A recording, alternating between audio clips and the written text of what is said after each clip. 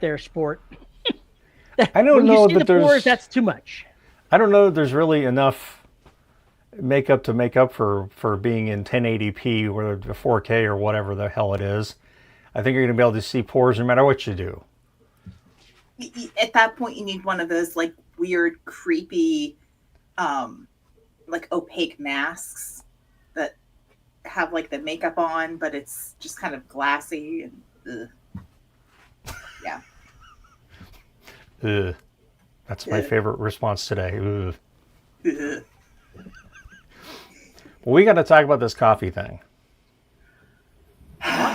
Is coffee important? Really? You You're gonna judge me? you tell these folks what you told me just 3 minutes ago. Okay, so we have to choose between having a highly anxious and unfocused V who could technically have all the coffee she wanted, but she wouldn't be able to function in any capacity for more than, say, 15 minutes.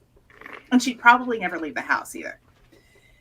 Or we can have a somewhat stable, halfway focused V who has to divide her coffee consumption between regular coffee and decaf. So generally, on the weekends, because I will happily drink coffee for the taste no matter what, I have a preferred blend of decaf coffee I will go to after my first cup of high octane. That way, when it's time for the show, I can have my second cup of real coffee. I don't believe any of this. I don't believe any of this. I'm not going to give you a pass. Drinking decaf. Prepare to be judged. Prepare to be judged. That's fine. Go ahead and judge me. I am mentally happy. And still caffeinated. So there. And still caffeinated. That's the important part. I just couldn't believe you're just drinking dirty water with decaf. I mean, just throw some mud in the mug and there you go. What is the... Okay, so if I'm drinking, I could be drinking dirty leaf water, which is what this is, blueberry pomegranate green tea. Because, yeah, I'm that bougie bitch. Or I could be drinking... You beat me to the punch. Or I could be drinking decaf hazelnut, which, again, bougie bitch. But it makes me happy. And at this point in my life, I'm just going to be fucking happy. All right, So Terry. like that. Yeah. Yeah, you thought you were going to shame me for my little happy cup of decaf? No. Oh, yeah, there was public shaming everywhere. Oh, my God. Yeah, whatever. It's heresy. You're heathen. You're committing unrighteous acts against coffee by doing that. Unrighteous? Unholy. There we go. Okay, I've done worse. Yes, Not we'll get against to that coffee. later. We'll get to that later in the show. After Dark is coming up. Yeah, I'm talking about After Dark and barely 3 minutes in. Jeez. Well, somebody started out with Earth Girls Are Easy, so, there we go. I don't know what else to say about that. Howdy, folks, and welcome to another episode of the Dead Robot Society. I am Paul E. Cooley. Joining me, as always, Veronica Jacare and Mr. Terry Mixon. How the hell are you, fine folk? Wow. This is some low-energy hosting here. Well, yesterday was a busy day with them coming in and doing more work on my upstairs bathroom, and then coming back in this morning and doing it. Had to get up earlier than I like. Was very distracted the entire day. Will they ever finish? Maybe. Maybe. Okay. Apart from that, how was your week? It's pretty good. Can't complain. Did you get any Kittens are words settling done? in. Okay. Did you manage any words? Not as many as I want, so the next couple of weeks are going to be, nose to the grindstone. You catching up again? Yeah, I know how that is. Not as bad as last time, but nevertheless, more so than I would like. So a slightly accelerated timeline, but not hyper accelerated. Hyper-accelerated is bad, yes. If they come out early next week and get the painting done and they're finished on the inside, that will make my life easy because I can put off having them do the upstairs windows until this book is done and I don't have any distractions. Oh, Not that having to would be a wait good for idea. people. That is a good idea. Yes, I agree. You should do that. I think so I too. vote for that. V, what about you? So I had to re-record a novella because I went back and listened. I was like, yeah, this Welsh accent is not working. I did not do it right before I talked to Matt.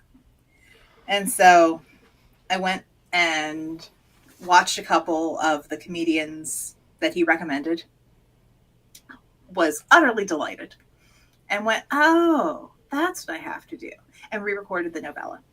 So it is better. It is good enough for the performance I have to give, because I don't think going through the author is not exactly sure if the accent is supposed to be British or Welsh. So as long as I'm hitting the right notes, I'm fine. And it was only 2.5 hours, which is a day and a half of work. And my schedule lets me, there's enough flexibility. So I'm still on track. I'll still be able to finish all the raw recording for these 3 books before I travel, which is the goal. So I've been doing more recording and more writing. One of the narrator groups that I'm with, they have a little subset of their community for narrators who write. And they actually have a weekly writing date set up to where essentially you go in, it's a Zoom thing. So you go in, log into Zoom, and the deal is everybody writes until 10 minutes before the hour, stop, take a break, and then at the top of the hour, go back to writing. And I've learned I tend to work better with appointments for writing when there's someone else around. So it's netted me at least 2,000 words on my own stuff. So I'll take that. So that, and then writing with Misty on the sequel. I get to start writing the finale, which is great. And I'm otherwise in the bowling alley 5 days a week, trying to get my daughter prepared for nationals. I forgot it was more bowling season. This is it's fall is high school bowling season. Spring is more like tournaments, and there's in-state tournaments. And then summer is prep to travel for what it's called Junior Gold, and that's the one of the big national tournaments. And this year it's important because she'll be a junior in high school, so this is when she can start talking to colleges. Coaches will come watch her bowl, and so yeah, it's a lot. Luckily, she's very good, and she's usually pleasant. So Usually pleasant. It's gotten to the point where she gets really annoyed with herself if she bowls anything less than a 200. Gotcha. So, yeah. And James, who will sadly not be around tonight because he's in Mallorca, he's suffering. We hate you. However, will you manage?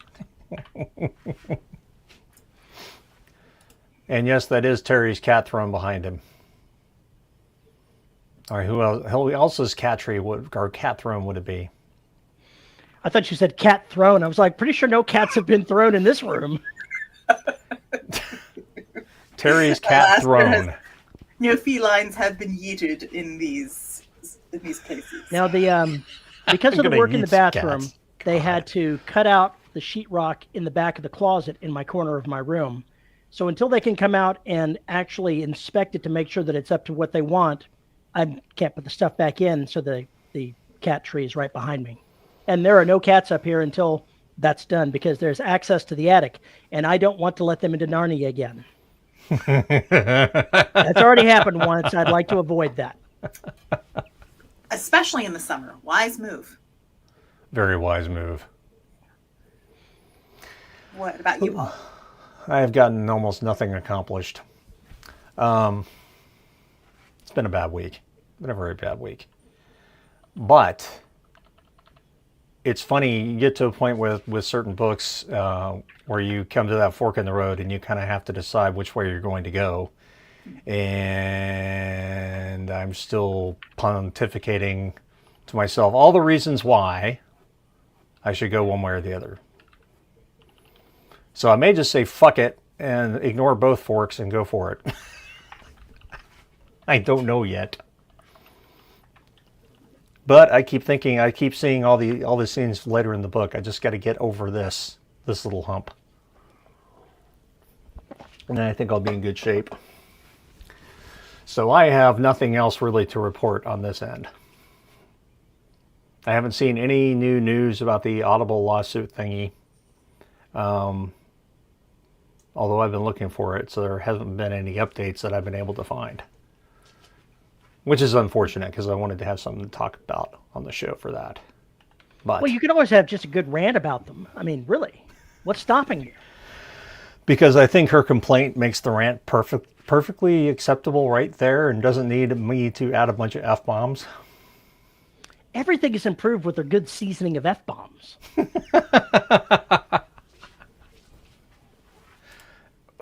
Paul's talking forking, humping, and what kind of horror erotica is he writing? Where did humping come in here? Well, you know, he shouldn't be talking forking. If he's going to talk horror, it needs to be sporking. You know, I have a titanium spork back here somewhere.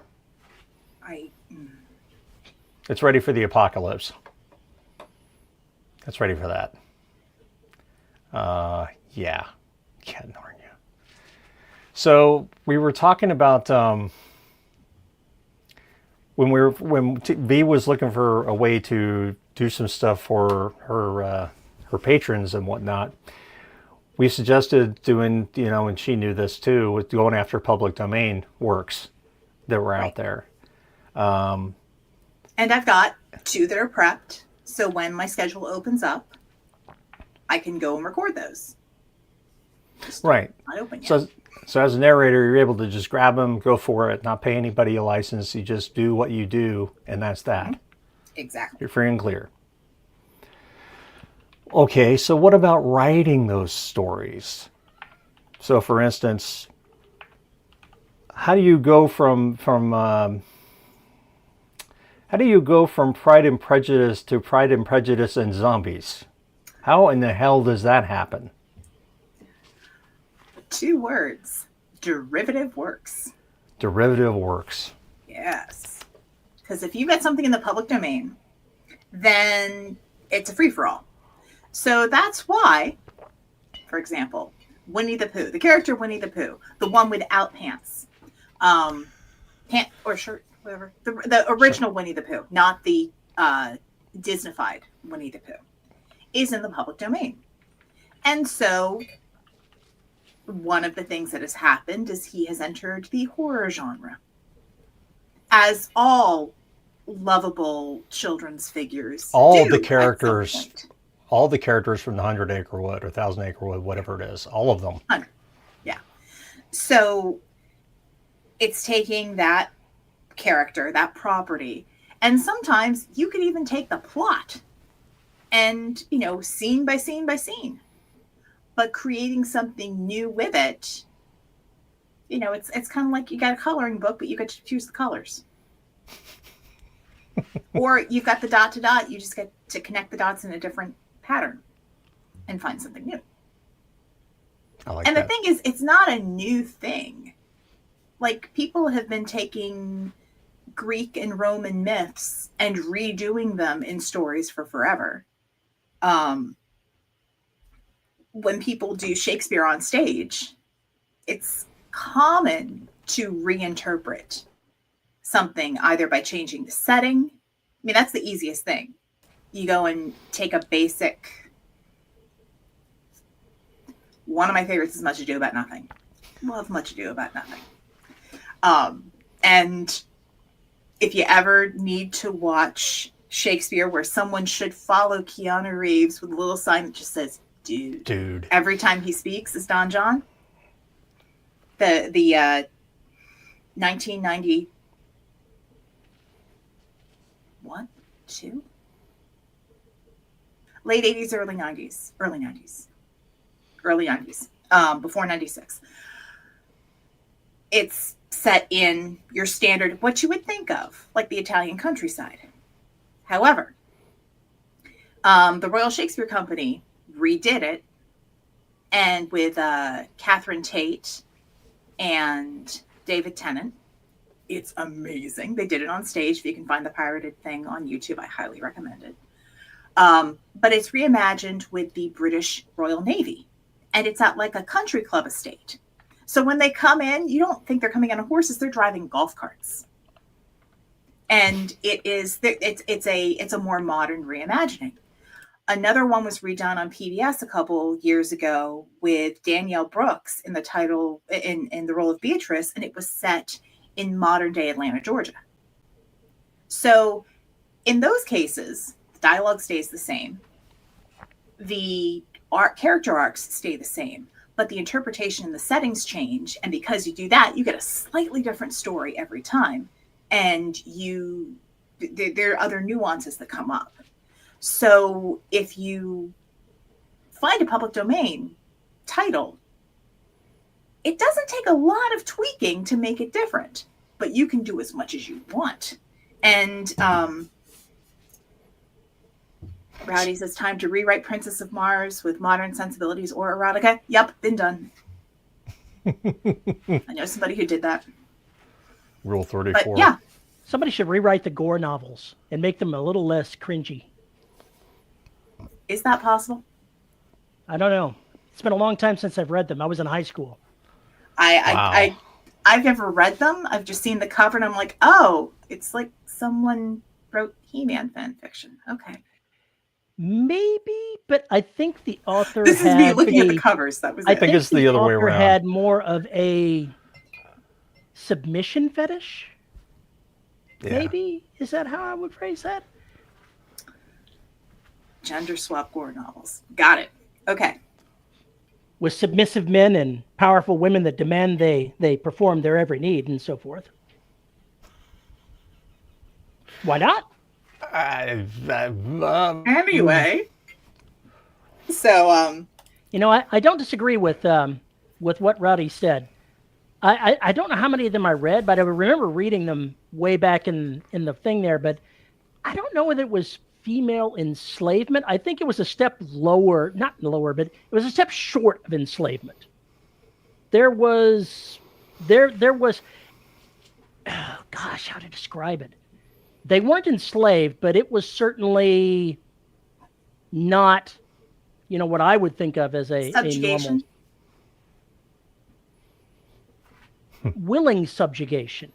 He wrote the women as willingly subjugating themselves to him. And so it wasn't enforced, it was author fiat. And it was kind of weird, but it's been a very long time since I've read it, so I don't remember much at all. Yeah, that's it. That what he just wrote here is correct. Women loved being submissive to him. So it was an author fiat sort of thing. Oh. There's a whole other discussion that's for After Dark with a whole subset of dark romance that doesn't necessarily fit here, but could be used if you wanted to mess around in the public domain with the title. you take Gore and make it erotica, is that what you're telling me? See, now, if you go ahead and gender swap that, and you go ahead and make the men like Chris Hemsworth in the Ghostbusters movie.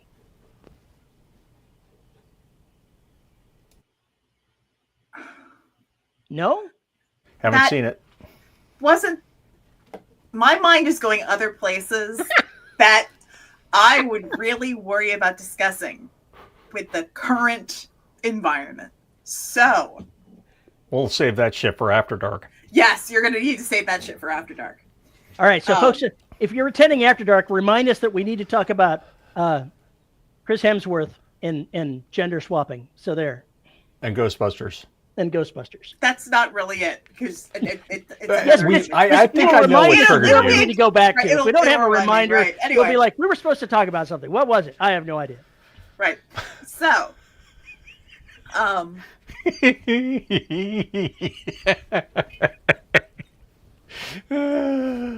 She wants to see Thor's hammer. That's what she's saying. Oh, ride the lightning, baby. not my type. Totally not my type. I saw Love and Thunder, and I was like, I don't see what you're fainting about, but okay. Not my jam. Just not my jam. Damn it, you just completely ruined a good joke. What the hell?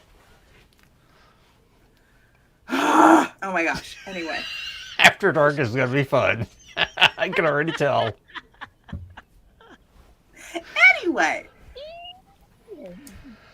I like the idea of taking something like The King in Yellow by Robert Chambers. I'll put a link in the show note, or I'll put a link in line for it. Because it's the book that led Lovecraft to be Lovecraft to a certain degree. And this guy basically wrote, I think, romance for the rest of his life or something like that after he wrote this book. He never went back to anything horror-laden. But what fascinates me about this book is the idea that there is a play called The King in Yellow that is supposedly some kind of supernatural recipe, and if you read it and understand it, you will go insane. And so this book is talked about in all these hushed voices through it. I would like to take two of those stories at least and remake them so that they work in the modern era. And then I would write some new ones that are completely new. But I would take the characters from, say, The Repairer of Reputations and I've forgotten the name of the story. There's another story that would fit that I could do and redo them and reference the originals if necessary. But it would be fun to go and play in that playground. And basically people who love old literature and have come across those stories, it might be kind of interesting for them, because I feel after I read the book, I felt like there was something missing. There's like all these other stories that aren't there that I wanted to be there. And so for people who felt the same way for me, that may be, something they would gravitate toward. But it would just be a fun exercise, I think. But I can do that because it's in the public domain. Yes. So Terry, what would you want to do if you could have to grab a public domain title or series or property and rework it for yourself? When I was in middle school, here's a little bit of back history for Terry. I walked to school carrying my alto saxophone in my carry case. And on the way there was a used bookstore that I frequented quite often. And one of the things that my parents had a drive-in grocery store, and as long as I went ahead and collected all the aluminum cans and whatnot, I could sell them and have the money for myself. So that was their way of giving me an allowance and having me do something productive. And that worked out pretty well for me because I would spend money at the used bookstore. And so everything that I bought there, this was, middle 70s. Yeah. And so the stuff I was buying was used. So it was usually 10, 15, 20 years younger than that. So that's how I got introduced to science fiction, was stuff from the 50s and 60s is what I was reading a lot of. And one of the things that's also how I found the Gore novels and went, as a middle ager going, I just don't know about this. What am I reading here? But E.E. Doc Smith, who also had his own issues with things that were, not modern sensibilities, but not as bad as the Gore novels, wrote a series called Skylark in Space. There were 4 books in it. And I loved the characters, even though by modern standards, even by the standards of the day back then, it was problematic in the way that things were treated. And even in middle schooler Terry was like, I don't agree with that. But I was able to read past it and read the story and ignore the parts that I didn't like. but I liked the brash scientist, the supportive rich guy, and I wanted the wives to have much more dealings with them, to be their partners in what they were doing. And if I had a chance, I would write something using those characters and those things, because they are in the public domain, at least the original stories are. And so I could take the characters and plop them into a modern setting and just go to town on them. And I could have a real blast doing so. So that would be what I would do. I would erase all the problematic things and probably introduce my whole new set of other things that are going to be problematic in 30 years. There you go. Or 30 minutes from now. Pretty much. Counting. Pretty much. You know, if I was really ballsy, I'd go ahead and write some Lensman stories. That was his big stuff, the Lensman stuff. But I'm not sure that any of that's actually in the public domain. Maybe. Well, so I've had to do a lot of research on like how to find stuff in public domain because, yeah. So I'm going to throw one link into live, but one of the best places is Project Gutenberg. So Gutenberg.org. And it's a library of free ebooks. So you can go there and generally you'll find stuff in the public domain. They're constantly adding to it. And there's some stuff that's like a Creative Commons license, but it may not be in the public domain. There may be like a non-derivative Creative Commons license for it. So just because something is you have to look at the fine print. Yeah. To see if it's set. And the other thing is you can also look to see when something is going to be in the public domain. And if it takes you a while to write stuff, look to see what's going to be in the public domain in 2026, 2027, and start prepping it now. Oh God, if you can hit that sweet spot as soon as that thing goes public domain, yes, you're already ready to go and just hit publish.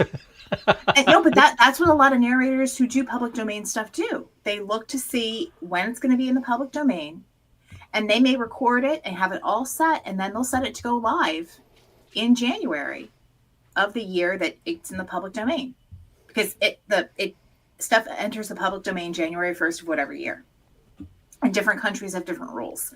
In the U.S., it's 70 years after the death of the author. It depends on when it was written. It depends on when it's written because the law changed a couple of times. Yes. And so it really depends on when it was first published and what the rules are, because it's not retroactive. Just because a new law passed doesn't change what came before.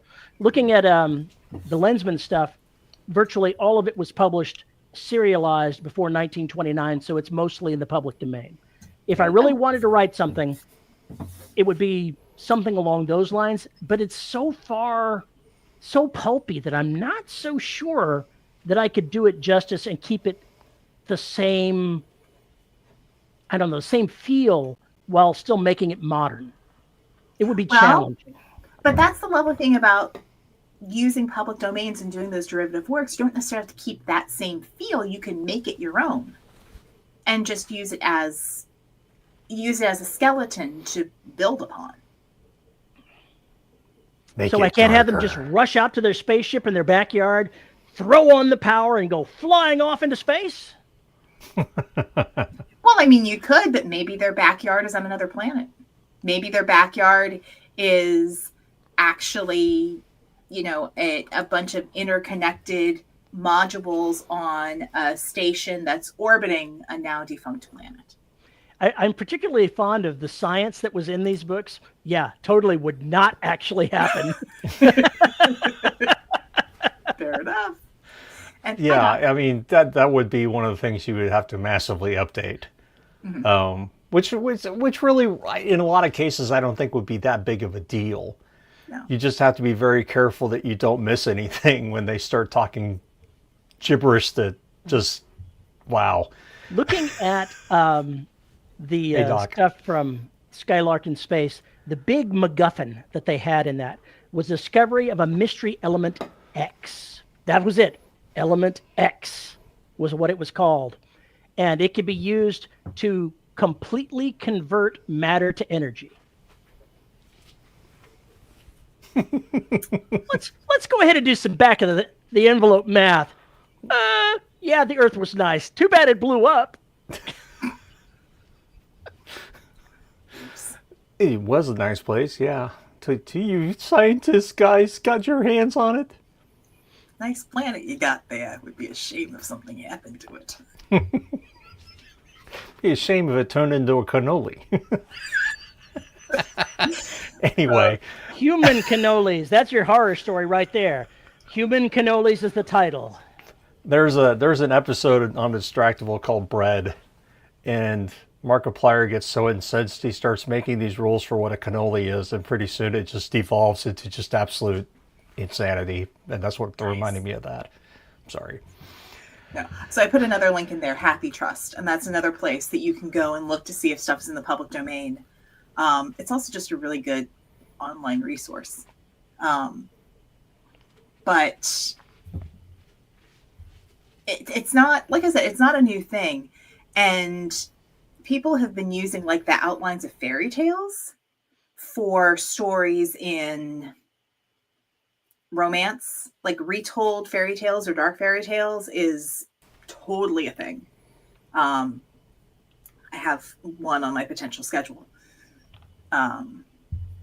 And they sell really well because people are familiar with the outline. They're familiar with the characters. And then the joy is seeing how stuff is reinterpreted. I think it was... They just did like Little Red Riding Hood turn it into a horror movie not too long ago, and it seems like they did the same thing for not Cinderella but Snow White not too long ago either. Yeah, I mean it's more common than you think. Fairy tales, wars, historical power struggles, yes, all of the above. Xander, who was kind enough to put stuff in the topics channel, which is why we have this topic. Thank you, Xander. Mentioned the Lunar Chronicles by Marissa Meyer, which is one of my older son's like preferred series he was reading in middle school, 9th, 10th grade, I think. But that was his thing. And it was fairy tales that were retold, but with a sci-fi YA twist. And they sold very well. The covers were great too. So it's like there's a lot out there that can be redone. Sleeping Beauty has been redone to death. Yeah, that's another Beauty one. and the Beast has been redone. It was done as a series, for Christ's sake. It went on for 3 or 4 seasons. It was done as a series. It's been redone in romance. Cinderella gets redone. One of my authors, she takes the characters and reimagines them. Goldilocks and the Three Bears. It's been redone.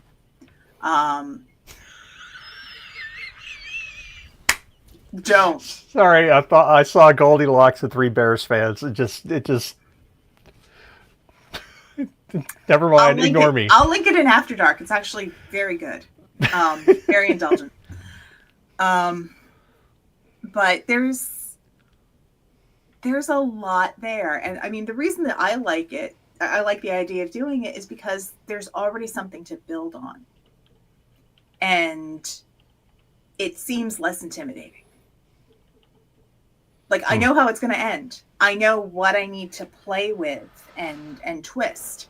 But as long as I follow that path, I just have to make it cooler than the original or different. And I think I can do that. So why not?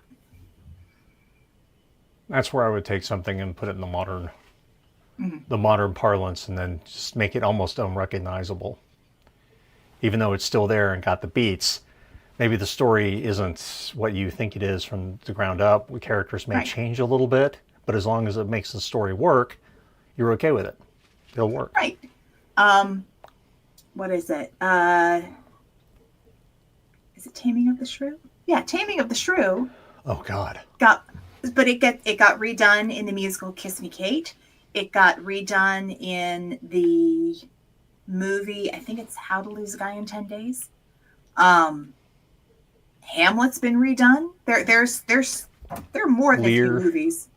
Lear's Yeah. been redone. Lear's been Macbeth, redone.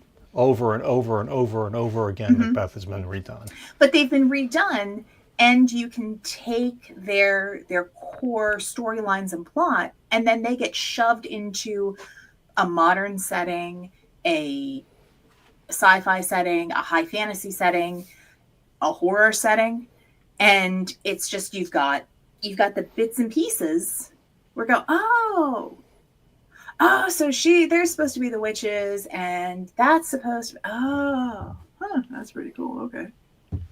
I mean, I know it happens in musical theater a bunch. Hades Town, awesome soundtrack, by the way, and really, really good staging. But they do the whole Hades Persephone retelling and the Orpheus and Eurydice retelling. And come to think of it, I've also done a sapphic retelling of Hades and Persephone as an audiobook. Oh, really? It's really good. Yeah. Huh. Yeah. It's one of the few that I would love to redo because I recorded it almost 10 years ago, and I know my performance is way better and I could do it justice. But yeah, it's a phenomenal story. Interesting. Yeah, but there's so much content out there. I think that's basically the best part about that is that if you really loved something, and I think you have to really do love something to write something compelling, ripping it off. I think you have to have some serious love for it. There's a certain book, which we will not name, that I could not have written as I did and do what I did if I didn't love the characters and if I didn't love the world. And I think that's what made that particular book special, besides the brain damage it caused, of which there was plenty. But if there is a book from that time period or whatever that you really love, there's no reason why you can't go back and start messing with it, or getting some ideas from it and pull it apart and see how it works. I mean, as a writer, that's something you should probably do at some point anyway, if you've never done it before, is pull apart your favorite story, lay it down and do some autopsy on it and see how the hell this thing's built. And I think once you do that, especially with classical works, you get an idea of some of those beats that are tenets of whatever genre you're actually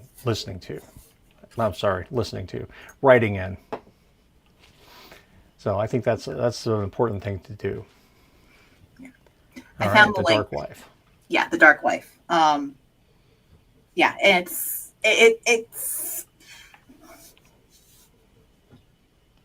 it's good, and I'd like. Yeah, it's me reading it, but it's a well done reinterpretation of a classic myth. Yeah. Interesting. Okay.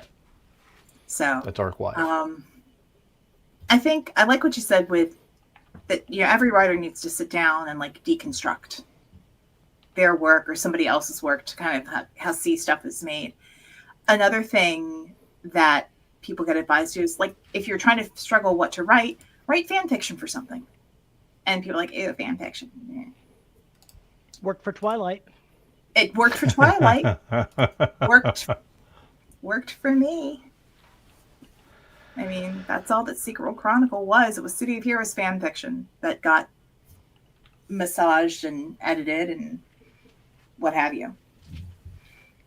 But if the whole idea of writing fan fiction just makes you go, yeah, take a fairy tale, take a standard, plot, or like I said, a Shakespeare story, classic literature, and redo it. I wish it were in the public domain because I probably would do something like this, but I'd love to imagine BSG if you eliminated the 4th and 5th seasons. You're talking the modern retelling. Yes, BSG. If you basically cut that off and then actually, made it so the Cylons did have a plan, actually did know where they were going or where they were trying to take this, and then have it all blow up in everybody's faces, that would be fine. But they just didn't go that route, and I didn't like where they took the rest of the series with that. So why don't you? So I understand. I understand like the response of why you can't. It's not in the public domain. Mm-hmm. But if you use that as inspiration for something. Oh, I think I did. No. I think I did. Well, Doc, the Cylons may have had a plan, but the writers who were writing it did not. Gosh, Game of Thrones, anyone? So, as I remember, everybody was freaking out when the series was ending, and they figured out that the Cylons didn't know shit.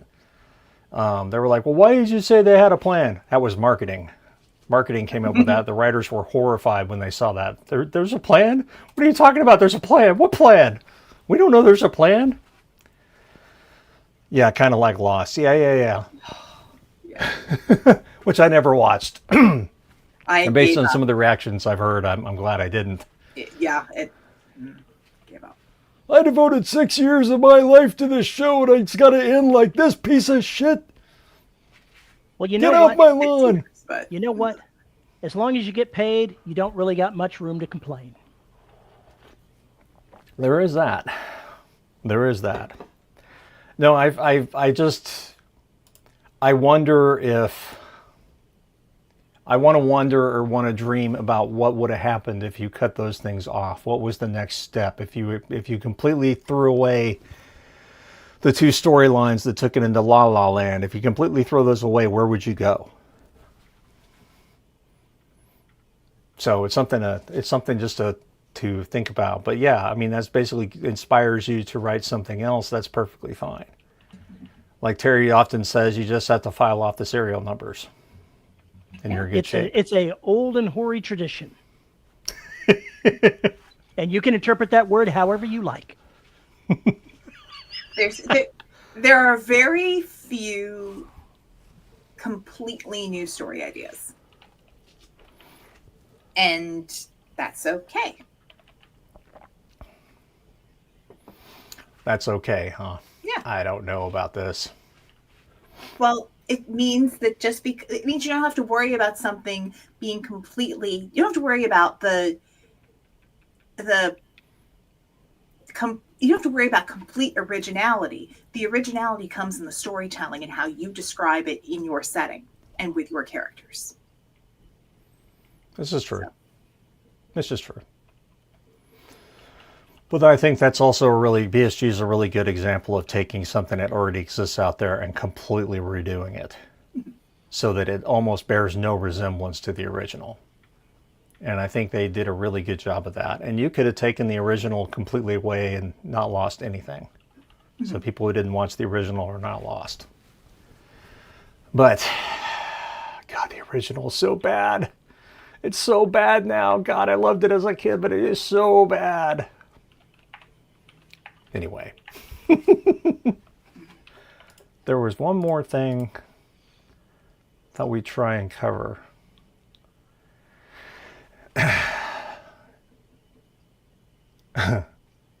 Xander wants to know about writing an unlikable protagonist. I suppose you can if you want, but I personally don't see the purpose of it.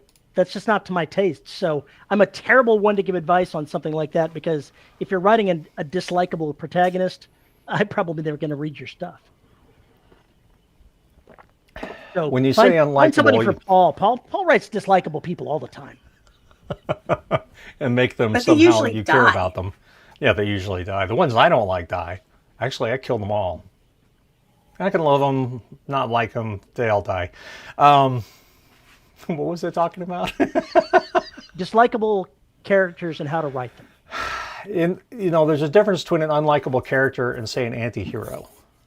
Right. You may not like what the anti-hero is doing. You may like hanging out with them, listening to them, but you may not like what they do at all.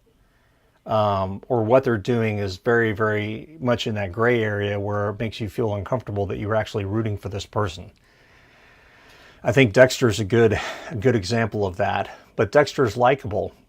For all of his sociopath, well, he's not a sociopath. For all the crazy things that he does and psychopathy and all of this, that, and the other that he displays, he is actually a likable character. Is he not He's a awkward. sociopath? Because I believe he lives within a certain set of rules. Yeah. But the psychopathy is there. You said it right. It feels like I said it wrong.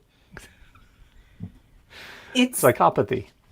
Yeah, the reason Dexter works as a likable main character is because he's always pitted against people who are even worse than he is. Right, and that's what makes the show his work. actions and decisions acceptable. That's what makes that show. If you make the bad guys much worse, then the questionable nature of your hero becomes a little bit more acceptable. Let's take a more likable, even more so, person, Deadpool. Just look at how wackadoodle crazy he is, and some of the things that he gets up to. And if he was working against the good guys, he would be a crazy evil villain. But he's not. He's working against bad people, so it makes his antics acceptable. Oh, trust me, he gives other people plenty of problems. Plenty of problems. Plenty. Doc, you bring up John Constantine. Yeah, Constantine is the consummate anti-hero in a lot of ways. If you've never read Hellblazer, go check out the original, I think it's called Original Sins. I think is what it's actually called. And then check out Dangerous Habits. Dangerous Habits? I think Dangerous Habits. It is the graphic novel that the Keanu Reeves Constantine movie was based on, sort of. But go read the graphic novel because it's so much better than the movie. It is so much funnier and twisted, I might say. So I would go check that out. But yeah, I love John Constantine as a character. He is absolutely amazing, but he is definitely an anti-hero. And technically Deadpool is for hire. That is correct. I haven't read much Deadpool, so I've only seen the first movie too. But I played the game, and the game was hilarious.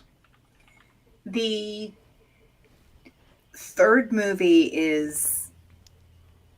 the character presentation is hysterical. And the fact that they get to play with the Deadpool and Wolverine canon is great. It's magnificent. And it is very much a fan service movie. More so than the other two, because I think any Deadpool movie is a fan service movie. But the third one, it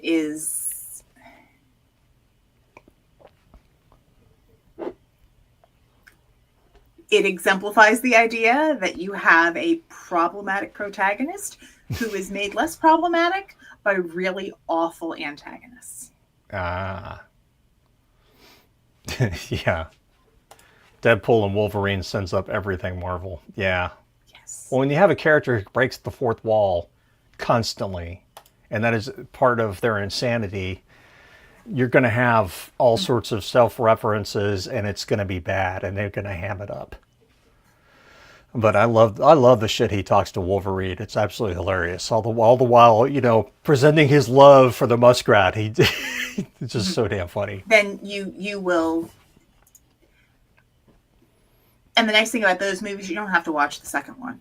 I would, because, completionist. But I like the third one for what it does. Okay. Good to know. This is why I want to see something with Deadpool and She-Hulk both breaking the fourth wall. They could have an argument while breaking the fourth wall and try to enlist the audience into their side. I think I read a Hulk like that once upon a time. That would be amazing. Oh. Or rather, Come on, you're with me, right? Come on, I'm right here. Or I could just see the camera pans. Thank you. Let me get a word in. How did you do that? I do this too, buddy. No, it's my shtick. Not anymore. Great. She-Hulk or Bread Deadpool, and he'd love it. Probably break. Definitely. Break. And yes. Yeah, he would love it. He's kind of a sicko. Yes. He really is kind of a sicko. So how do you write them, though? I mean, really, you're just talking about making a character that people can relate to, even if they're capable of doing some really horrible shit. So you figure out how to display that humanity. Yeah, you make them human first. Mm-hmm. And the whole bit of every villain is the hero of their own story. Right. Yeah. So I don't think you can get away with writing a truly unlikable protag. I think if I don't connect with a protag, I'm not going to finish reading the book. I'm just probably not going to finish the book. At the same time, however, I think you're never going to find any of my protagonists are squeaky clean. They've got skeletons in their closet. They've lived lives. And I think that can make somebody quote unquote unlikable in some senses of who they were versus who they are and versus what they are now or they're trying to be. So I think that's where the magic lies. And I haven't pulled it off yet, but I'm going to have to at some point. Well, I guess Garaga stuff kind of plays with that, doesn't it? Yeah, I guess it does. Yeah, it does. And yeah. Yeah, you got to connect with the protagonist first, then they can have unlikable character traits on top of that. Yeah. Yeah. I like that idea of messing with that because it is just such a fun playground. And look at some of the better buddy cop movies. They are borderline. It's borderline having hate between two people that, of course, we all know turns into buddy love, I guess is the term we learned last week for it. Yes. So it's there are so many funny things that can get done on that side to make it into a comedy or a really dark comedy. Mm-hmm. And it's pretty easy to pull it apart like that. American Psycho is an example of an unlikable protagonist. And it did not work for a lot of people. The book is disturbing because you're getting in the head of a serial killer for the entire book, all 394 pages or whatever the hell it is. And to be honest, the first 50 pages are really about fashion, which made me just want to slit my throat. And then the throat slitting started. So anyway, yeah, if you want an unlikable character, get that book. Go read that one. Let's see what else we got here. The anticlimax. Did we talk about that last week? No, we did not. So there was mention of story structure, and this might require a full episode. But do tell. Okay, because I'm not quite sure what you mean by an anticlimax, because the unconventional ending. Okay, so if it's an unconventional ending according to who? According to Rowdy. because depending upon what you are, depending upon like where you're writing and who your audience is, your ending may be unconventional for, say, a Western audience, but completely fine for an Eastern audience because of how storytelling and the convention of a happy ending versus a morally suitable ending. So unconventional is That's a limited loaded by term. genre and audience. I guess. I guess that goes along with your idea of experimental narratives, which are vignettes and slice of life. And it's, I mean, a vignette's just a scene. Mm-hmm. Slice of life is everything I ate today and all the strange people I met, and that's it. And then I guess experimental narratives, I don't know what the hell that would be. Unless it's you having a conversation with ChatGPT. Or something along those lines. Don't do it. In which case, if you ask it to marry you while you still have a spouse and you are not in the kind of relationship where that is mutually agreed upon, you could have problems. See current events. Yeah. Really? Yeah. Rowdy says slice of life fantasy novels are big on Amazon right now. I've seen some of them go by. I've seen a couple of slice of life lit RPGs go by, and I'm like, I just don't know. How does that work? People want something cozy. People want something calm and cozy and predictable. I'm going to go bankrupt. No, it's not. It's oh gosh, the like cozy mysteries. A good probably the best example of a cozy fantasy is Travis Baldry's Legends and Lattes series, because while there is action, the events that happen are relatively mundane, and what is the word? I'm missing like really good words. The impetus, the drive for the character is to have a normal life, to have just a basic set, boring life doing this one thing that they want to do, whether it's running a coffee shop or running a bookshop, or running a bakery or something like that. It's how do I get to calm things down to have a mundane life? Some might say you're in danger of committing literature. Nah. Nah. It's not quite it's good, and he narrates the hell out of it. But it's not high literature.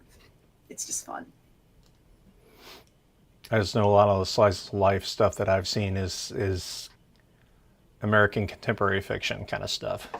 The stuff you find in the hoity-toity literary magazines. Some of them, anyway. Wait a minute. There's still hoity-toity literary magazines? I keep thinking it's the late 80s. Leave me alone. You know, back when there was the Writer's Digest, whatever the fuck that thing was, the huge yellow pages of agents and authors, or agents and publishers they would put out every year. I need to print out your entire script, double-spaced, single-sided, numbered with your formatting, and in a send binder. All the scripts off. Yep. And then wait 2 to 6 months to hear back, if you're lucky, to get your rejection slip, spending who knows how many dollars on postage. Yeah, I remember those days quite well. Whew, God, I'm old. Yeah, let's Well, if you have a question or comment about this episode, you can head over to youtube.com/DRS podcast, find this episode and leave a comment there. And if you want to find us live, you can find us at youtube.com/DRS podcast every Saturday at 3 p.m. CST. Like and subscribe so you know when we're live. And let's see, what else? If you want to join our Discord community, the link is in the show notes. Click on that sucker. Come get an invite. Come check us out. We're mostly harmless, we promise.